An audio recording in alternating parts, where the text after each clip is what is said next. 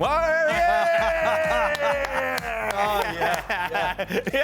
Yes. Who's that? What a beautiful wild card to introduce. This is a letdown. Oh, Gab Marcotti. Good evening, Gab. Good evening. Thanks for having me on. Oh, what a treat. Thank you. What a nice surprise. Thank you for coming. That's lovely. There we are. The first question's not for Gab, though, so now we have to wait longer after waiting for the whole show, but don't worry. Well, you could skip one and go back. I can't interfere with the order. That's nothing to do with me, else I get into trouble. Director, producer. Exactly. For Stevie, how would you handle the Nunez and Elliot errors that led to third and fourth United goals? I mean, you just remind Nunez that, you know, if you're going to play a ball across the field, you have to put some air in it. When do you do that? Before the next game. Right, OK. So you wouldn't have necessarily done it straight afterwards in the dressing room? No. No? No, not at all. You think he doesn't know? So the last thing he needs is somebody piling on. Right. No, you wait till things have settled down, and then if you've got anything to say to anybody, that's when you do it. And the Elliot one is... there's nothing really you say. OK. There's nothing really you say. Right. He's made a mistake. You move on. What about your good friend Ronnie Moran? What would he have done? I think in this situation he wouldn't have said anything after the game. OK. I think he would do the same. He would have left it? He's experienced, yeah. He would have left. He would have told you, but he would have waited till the right time. His time was always good. Gab has waited patiently for 45 minutes to get his first question, and here it is, Gab. It really is a big one. Because you hate flowers, Gab, start, bench or sell roses, lilies or tulips? I didn't know you hated flowers. Wow. That's a tough one, isn't it? Wow, that's a tough question. I do not actually hate flowers. This is news to me. I don't have a particular tabloids. fondness for flowers, to be perfectly honest. But I think I would start roses simply for classical reasons, and I appreciate the thorns, because without a little bit of pain, pleasure is kind of meaningless.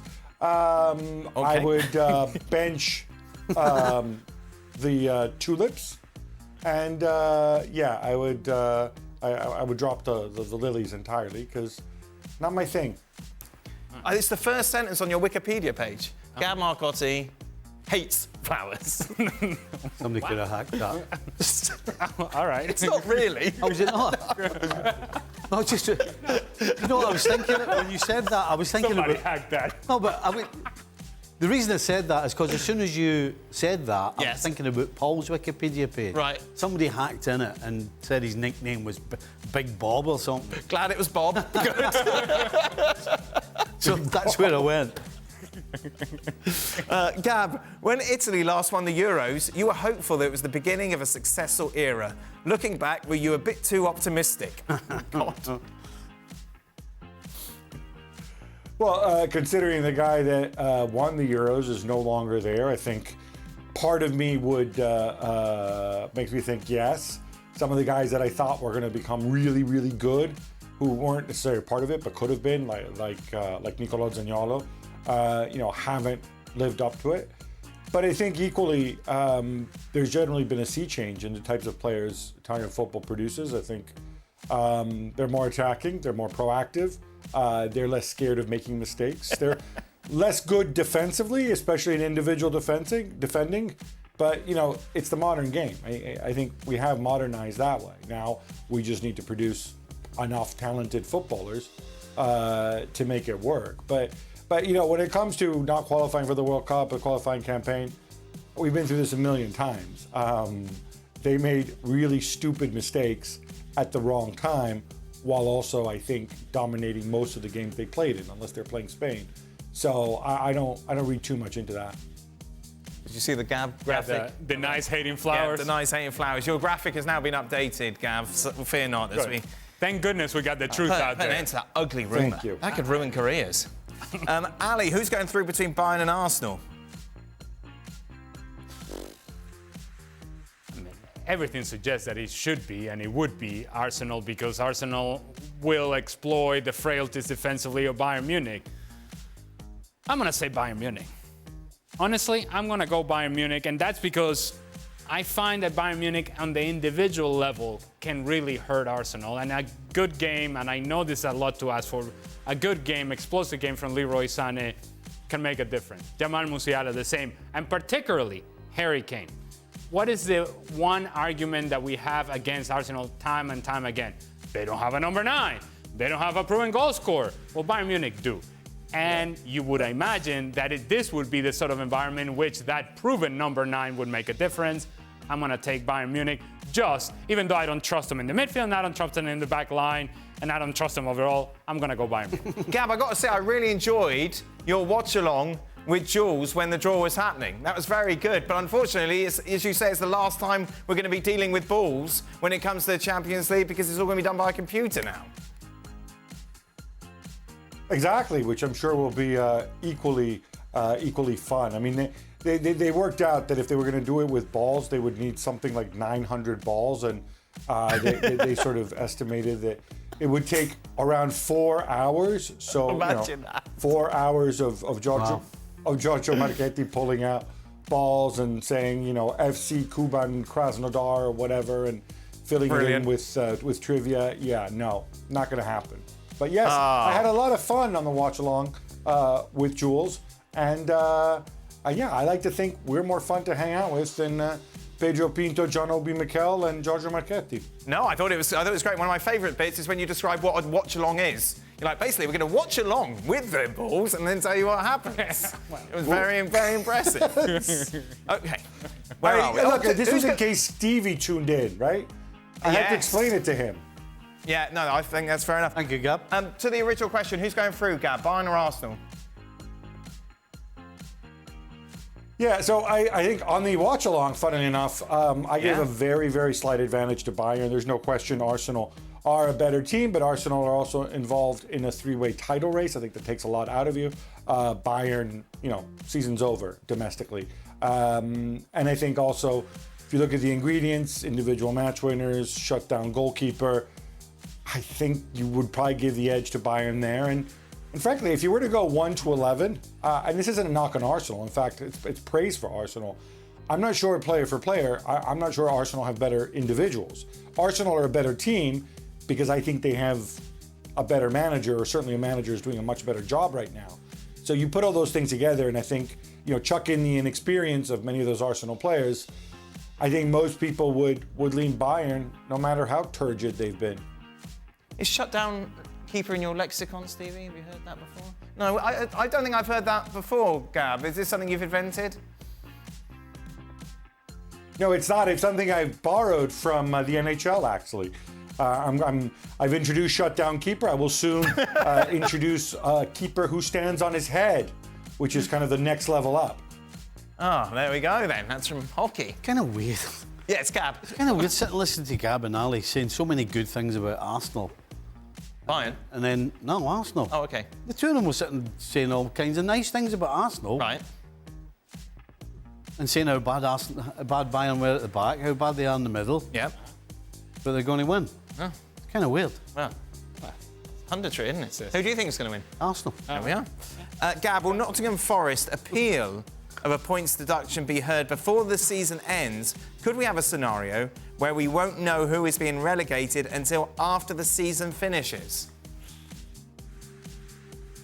I don't think so. This is specifically why they introduced these kind of real-time rules, so that they wouldn't have something that drags on into the next season.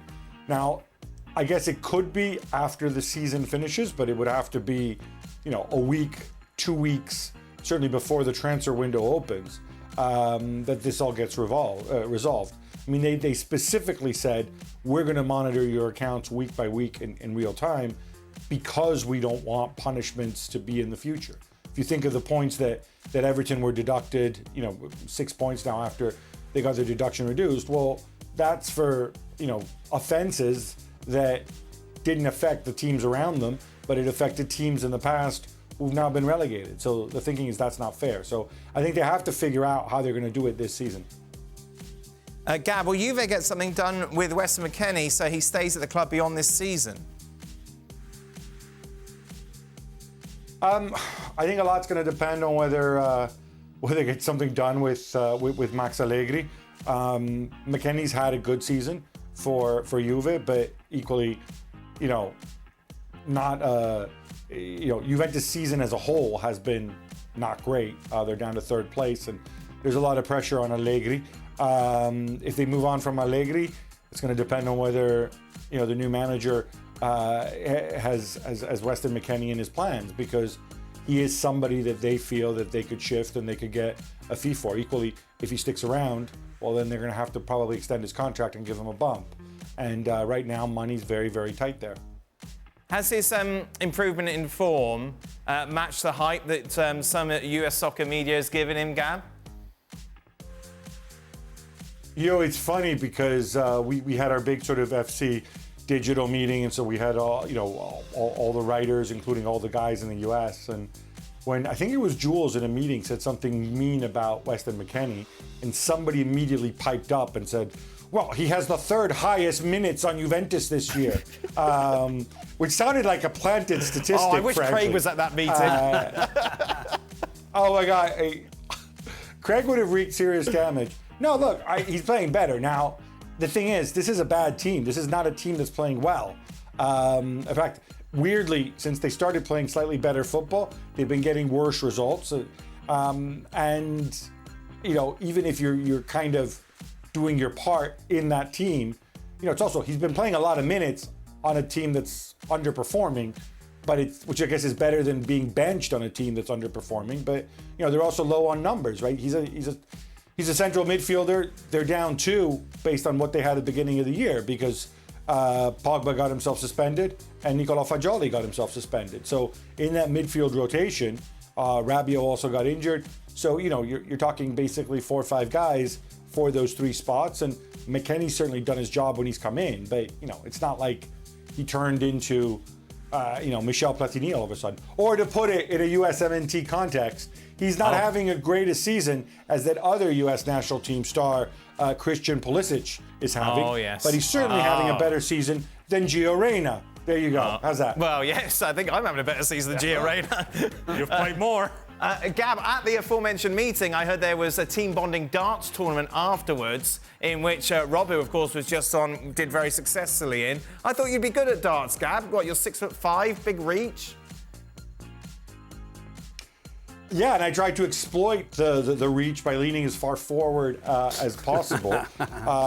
No, it was actually very funny because they sort of had that sort of overall finalists, and it came down to 2, and it really was like a sort of a cartoon villain situation, because one of our editors, the very talented Caitlin Murray, was in there, and she does not look like a darts player, certainly not an English darts player. And then you have Rob Dawson with his 6-pack, with his beard looming over her. He was a cartoon villain, and I think the entire pub was cheering on Caitlin. And guess what? For once, we had that Disney ending everybody wanted. Oh, Caitlin won, and deservedly so. Oh. What was the drinks at the darts match? Was it tea, coffee, beer? Water, still. what was going on? They had a range of beverages. They had a range of beverages, both adult beverages and non-alcoholic ones. Why are you asking? I just wondered. What, you're missing out? I just wondered. I would like to have been there. Oh, lovely. Like, yeah. You, I imagine, are good at darts? No, I can't see. Oh. I can't. Seriously, Steve, I thought you'd be good at darts. I used to be. I used to play in the pub team. You are? Yeah. So you'd play Liverpool and Anfield in front of 60,000, and then down the pub for the darts team? Yep, darts team. And were you in the pool team as well? Yeah. Did Eleanor not mind this? No. No. Darts Monday. Oh, dear. Pool Tuesday. Right. Yeah, oh, lovely. Oh, okay. Okay. When was date night? Wednesday. Date night, what's that? Go on, tell the dart story. Was it the pool story when you won £500 and a fish? Oh, no, I don't. Oh, we'll do it another day? Yeah, it's too long. On the fish. Buy Stevie's book. It's all in there. It's very good. I think it's probably cut price at the moment. Clearance. What do you mean at the moment? It started at cut price. All back special. They're the ones with Mark's signature. Yeah. He's paying you. Thank you. Ali, what was your most fluky goal? off your face, your backside? Well, I've done both. Yeah? I've done backside and I've done. Talk us through the backside.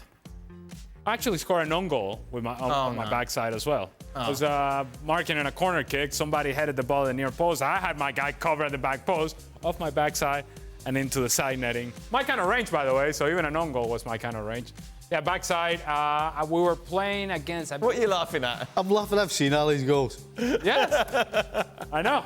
Like, generally, most people, when they score a goal, you can tell that they've scored it and how it's happened. Yeah, the thought process. But with a lot of Ali's goals, you need a replay. You need to see the replay on the screen. You see, who did it come off? Oh, it came off Ali. Yes, that's there it. you go. That's it. He'll take it. I'll take it. Ali. Face, backside, whatever it takes. OK, Gab, we've talked about your holidays, of course, that you've been on recently. And it's a start, bench or drop holiday edition special. Ooh. Antarctica, Tanzania, or skiing in the Alps? Oh, all right. So I really enjoyed all of them. I'm obviously going to start Antarctica because that really is kind of a once in a lifetime situation. It takes terrible thinking. It's tough between the other two, but I think just because I've spent so much time in the Alps growing up and stuff, I'm going to go skiing in the Alps. And then sadly, I would have to drop Tanzania, but all three fantastic holidays. Where's the worst place you've been on holiday?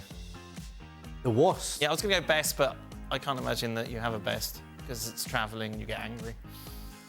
I tell you the worst. There's only really one place I went to that I was scared. You were scared? Yeah. Right. And I had to get out as quick as possible, me and my assistant. Oh. We went to Niger to watch a tournament.